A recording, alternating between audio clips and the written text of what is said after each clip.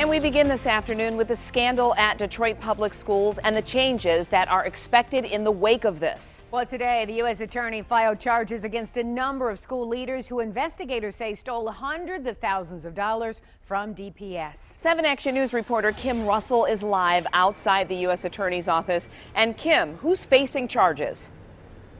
These are the 13 cases filed in federal court. They are lengthy, a lot of people named. One of them is an assistant superintendent, Clara Flowers, assistant superintendent of special education. She's accused of taking more than $300,000 plus 13 principals facing charges. I know a lot of parents are saying, I wonder if my child's school is impacted. We made a list of the principals involved, allegedly, and the schools. I want you to take a look at this list. We started with the one accused of taking the least. We are talking about Principal the current principal at Jerry L. White High.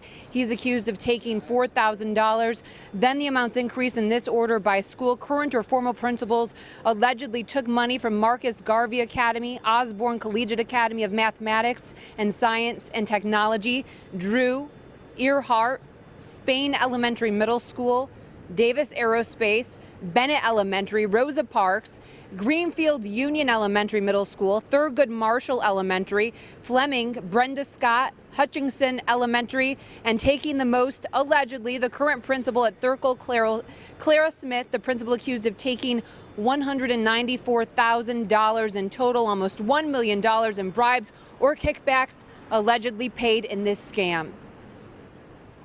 The conduct alleged here is egregious. U.S. Attorney Barbara McQuaid says the charges come after a 2-year investigation by the FBI and the IRS.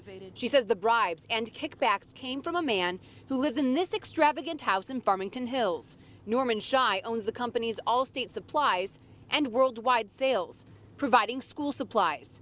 Sources tell me they noticed the invoices for what he sent seemed high sometimes, and in some cases stuff was not needed. This is a picture of a box of paper that has been sitting unused for some time. It has many people asking, how did this happen? Did the school lack needed oversight? I think it's shocking anytime you hear that 13 very high-level school officials are engaged in bribery.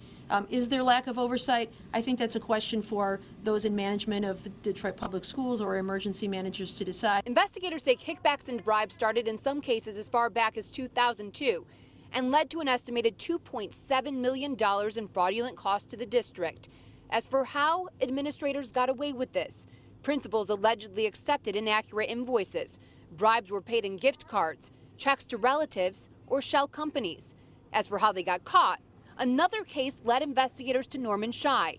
He allegedly kept records of kickbacks and bribes paid.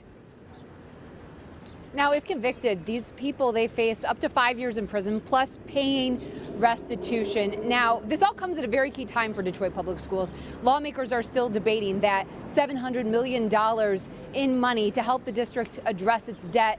The timing of these charges, no accident. We'll take a look at that ahead on 7 Action News at 6 and how it could impact the district's ability to get help. Reporting live in Detroit, Kim Russell, 7 Action News. All right, Kim, no, they're allegations, but a lot of people shaking their heads today.